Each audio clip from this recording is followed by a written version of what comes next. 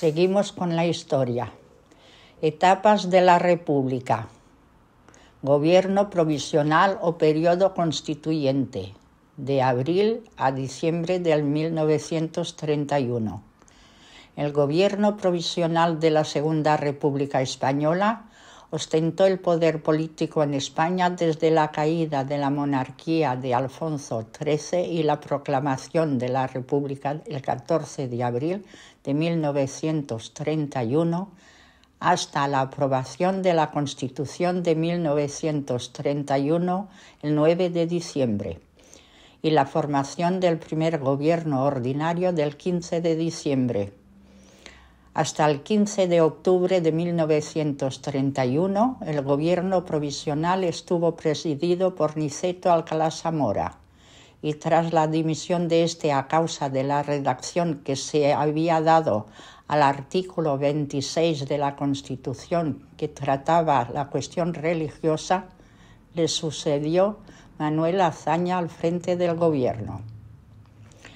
Pero la coalición republicano-socialista llegaba al poder no en el mejor de los tiempos posibles.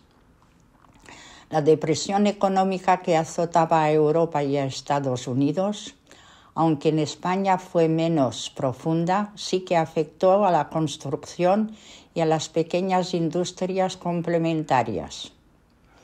En consecuencia, creció el desempleo en las ciudades e indirectamente se incrementó el subempleo en el campo, ya que los jornaleros ya no podían emigrar a las ciudades donde volvía a escasear el trabajo. Creció además el sentimiento de inseguridad de los trabajadores que tenían empleo y además la crisis económica coincidió con las enormes expectativas de mejora de vida que el cambio de régimen político había alumbrado entre los sectores populares, entre obreros y campesinos, antes de que la República tuviera tiempo de asentar y extender una cultura política democrática. Fue en estas circunstancias de crisis económica y de crecientes expectativas populares cuando la coalición republicano-socialista comenzó a gobernar. Política de orden público. El 15 de abril, la Gaceta de Madrid publicaba un decreto fijando el estatuto jurídico del gobierno provisional, que fue la norma legal superior por la que se rigió el gobierno provisional hasta la aprobación de la nueva Constitución, y en el que se autoproclama como gobierno de plenos poderes. Lo más polémico del estatuto jurídico es la contradicción que se observa en la cuestión de las libertades y los derechos ciudadanos, pues su reconocimiento va acompañado de la posibilidad de su suspensión por parte del gobierno, sin intervención judicial, si la salud de la República, a juicio del gobierno, lo reclama. Esta política contradictoria a la República respecto del orden público culminó con la aprobación por las Cortes Constituyentes de la Ley de Defensa de la República el 21 de octubre de 1931, que dotó al gobierno provisional de instrumento de excepción al margen de los tribunales de justicia para actuar contra los que cometieran actos de agresión contra la República, constituyéndose, incluso después de la aprobación de la Constitución de 1931, en la norma fundamental en la configuración del régimen jurídico de las libertades públicas durante casi 2 años de régimen republicano, en que estuvo vigente hasta el agosto de 1933. El gasto de seguridad ciudadana, policía y guardia civil experimentó un crecimiento muy importante durante los gobiernos de la Segunda República, con un incremento medio anual del 14%. La cuestión regional En la cuestión regional, el problema más inmediato que tuvo que afrontar el gobierno provisional fue la proclamación de la República Catalana, hecha por Francesc Macià en Barcelona el mismo 14 de abril. 3 días después, 3 ministros del gobierno provisional se entrevistaban en Barcelona con Francesc Macià, alcanzando un acuerdo por el que Esquerra Republicana de Cataluña renunciaba a la República Catalana a cambio del compromiso del gobierno provisional de que presentaría en las futuras Cortes Constituyentes el Estatuto de Autonomía que decidiera Cataluña, previamente aprobado por la Asamblea de Ayuntamientos catalanes, y del reconocimiento del gobierno catalán que dejaría de llamarse Consejo de Gobierno de la República Catalana para tomar el nombre de Gobierno de la Generalitat de Cataluña, recuperando así el nombre de gloriosa tradición de la centenaria institución del Principado que fue abolida por Felipe V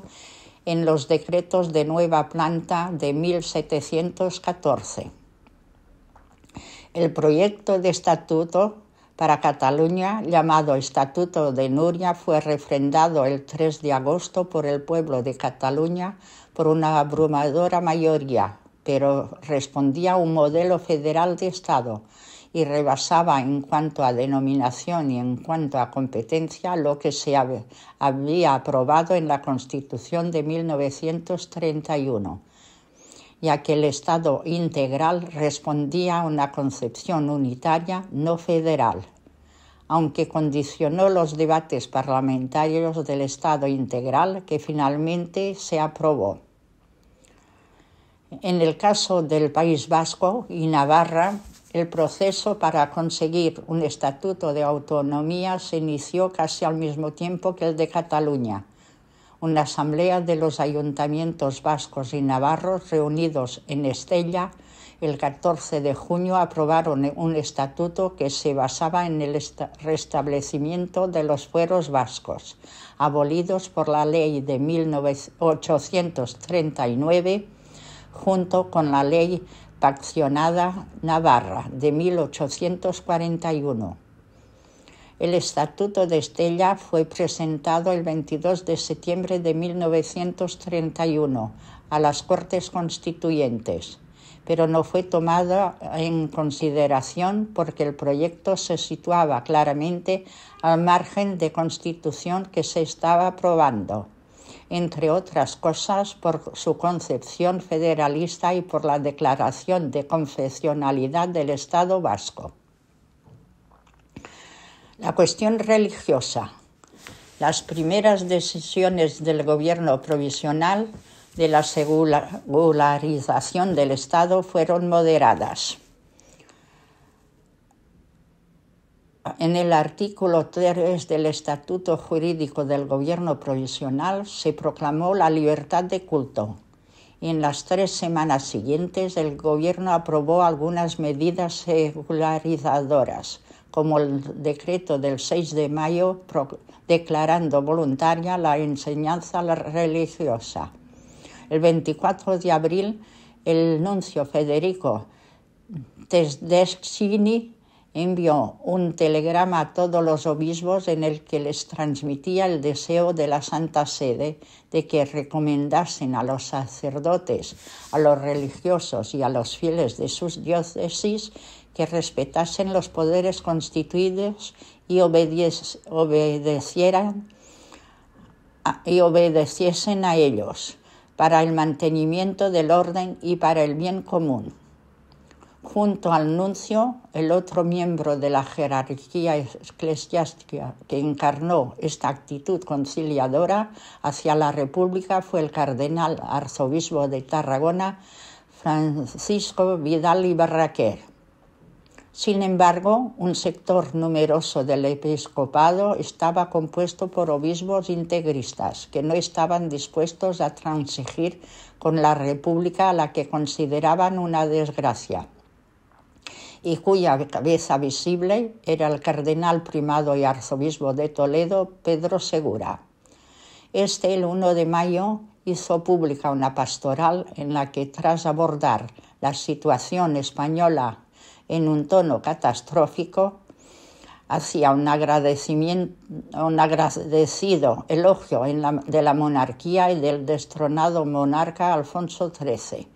quien a lo largo de su reinado supo conservar la antigua tradición de fe y piedad de sus mayores.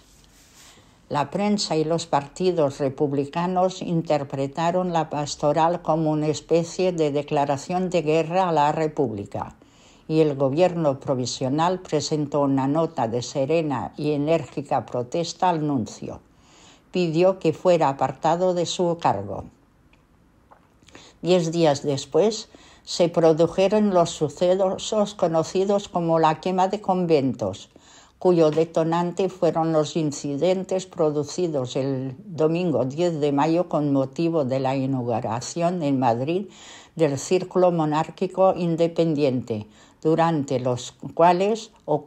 corrió el rumor por la ciudad de que un taxista republicano había sido asesinado por unos monárquicos. A primera hora del día siguiente, lunes 11 de mayo, cuando el gobierno provisional estaba reunido, llegó la noticia de que la casa de profesa de los jesuitas estaba ardiendo. El ministro de la Gobernación, Miguel Maura, intentó sacar a la calle a la Guardia Civil para restablecer el orden, pero se encontró con la oposición del resto del gabinete y especialmente de Manuel Azaña. La inacción del gobierno permitió que los sublevados quemaran más de una decena de edificios religiosos. Por la tarde, por fin, el gobierno declaró el estado de guerra en Madrid, y a medida que las tropas fueron ocupando la capital, los incendios cesaron. Al día siguiente, martes 12 de mayo, mientras Madrid recuperaba la calma, la quema de conventos y otros edificios religiosos se extendía a otras poblaciones del este y el sur peninsular. Los sucesos más graves se produjeron en Málaga. Alrededor de 100 edificios religiosos ardieron total o parcialmente en toda España. Murieron varias personas y otras resultaron heridas durante los incidentes. La respuesta del gobierno provisional a la quema de conventos fue suspender la publicación del diario católico El Debate y del monárquico ABC, y también acordó la expulsión de España el 17 de mayo del obispo integrista de Vitoria, Mateo Mújica, por negarse a suspender el viaje pastoral que tenía previsto realizar a Bilbao, donde el gobierno temía que con motivo de su visita se produjeran incidentes entre los carlistas y los nacionalistas vascos clericales y los republicanos y los socialistas anticlericales. Asimismo, aprobó también algunas medidas dirigidas a asegurar la separación de la Iglesia y el Estado, sin esperar a la reunión de las Cortes Constituyentes, como la que ordenaba la retirada de crucifijos de las aulas donde hubiese alumnos que no recibieran enseñanza religiosa. La Iglesia Católica criticó todas estas medidas laicistas, pero de nuevo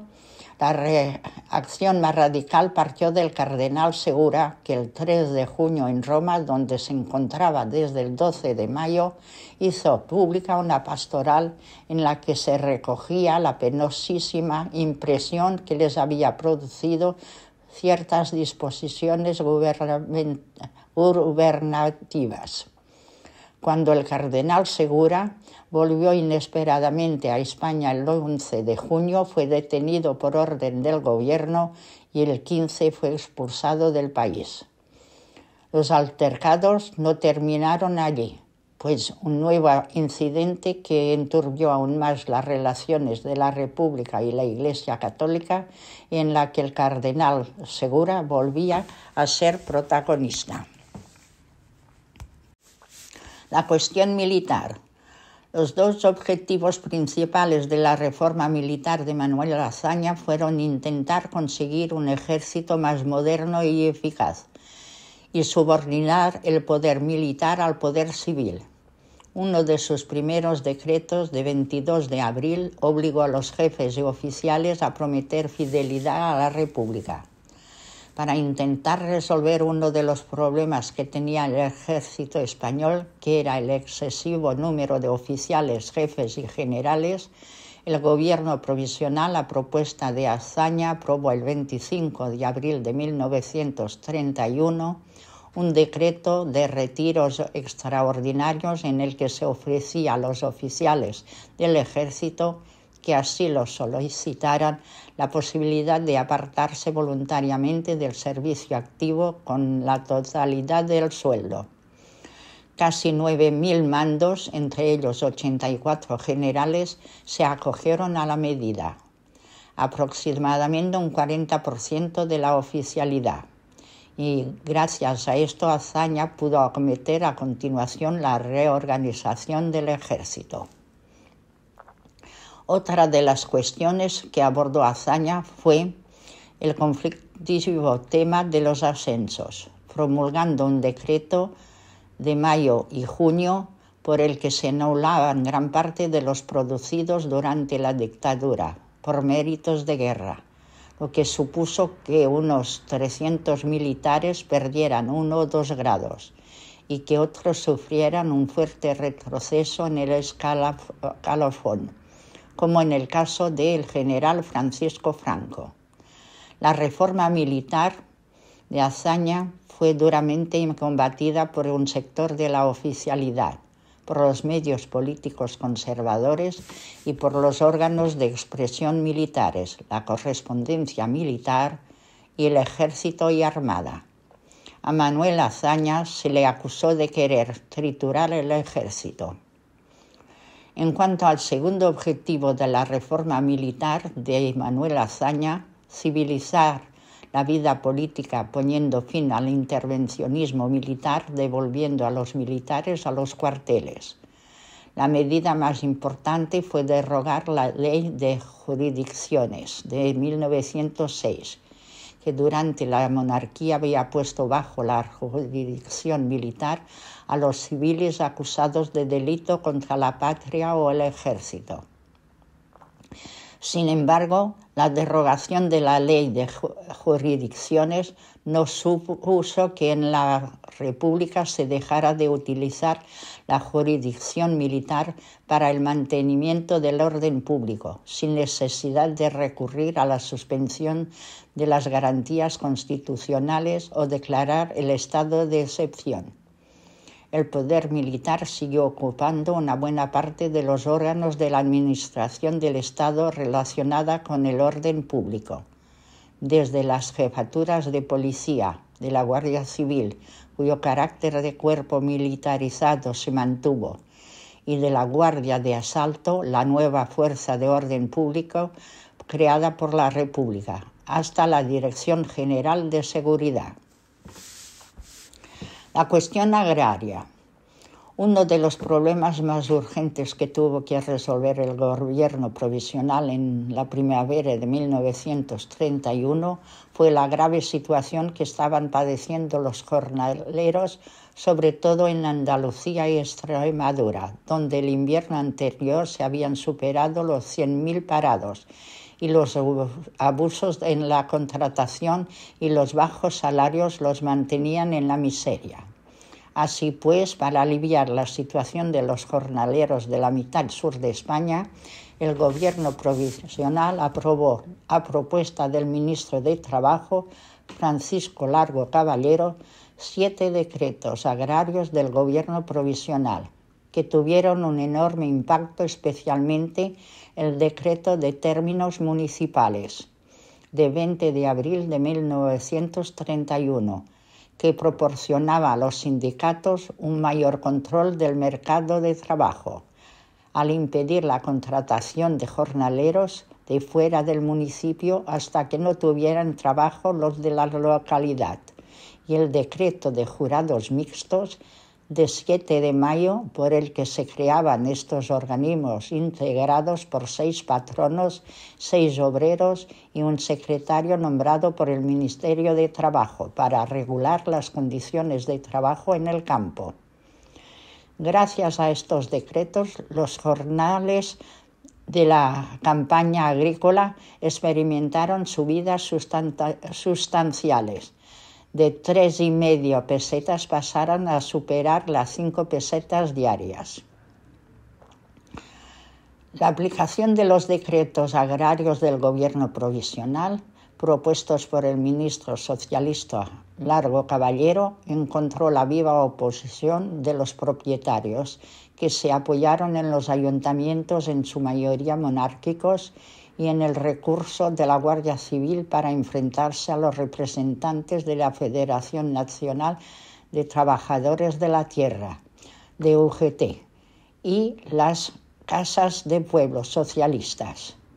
que funcionaban a modo de cuarteles generales de los obreros sindicados de las distintas localidades. Así, en los pueblos y aldeas, inevitablemente en las primeras semanas de la República provocaron un cierto ambiente de guerra de clases. No solo el Instituto de Reforma Agraria recibió una financiación pública claramente insuficiente para los objetivos proclamados de asentamiento de campesinos, sino que también su gestión presupuestaria de lo recibido fue notablemente ineficiente. Eran conscientes de las implicaciones revolucionarias de la ley de reforma agraria y temían que una excesivamente rápida aplicación de aquellas propuestas, resistencia masiva de los propietarios o asalto caótico a las grandes propiedades. La cuestión social. Largo Caballero también emprendió una reforma de las relaciones laborales que consistía en crear un marco legal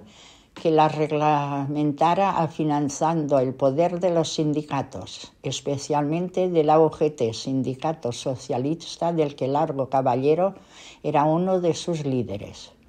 en la negociación de los contratos de trabajo y en la vigencia de su cumplimiento. Las 2 piezas básicas del proyecto fueron la Ley de Contratos de Trabajo y la de Jurados Mixtos, leyes aprobadas bajo la presidencia de Manuel Azaña. La Ley de Contratos de 21 de noviembre de 1931 regulaba los convenios colectivos negociados por los representantes de las patronales y de los sindicatos por periodos mínimos de 2 años, y que obligaban a ambas partes, y dictaminaban las condiciones de suspensión y rescisión de los contratos. Además, establecía por primera vez el derecho de vacaciones pagadas, 7 días al año, y protegía el derecho de huelga, que bajo ciertas condiciones no podía ser causa de despido. Por su parte, la Ley de Jurados Mixtos de 27 de noviembre de 1931 extendía el sistema de jurados mixtos aprobado en mayo para el sector agrario,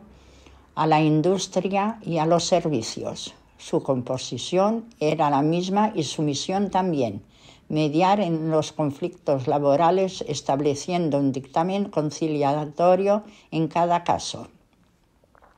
El gobierno provisional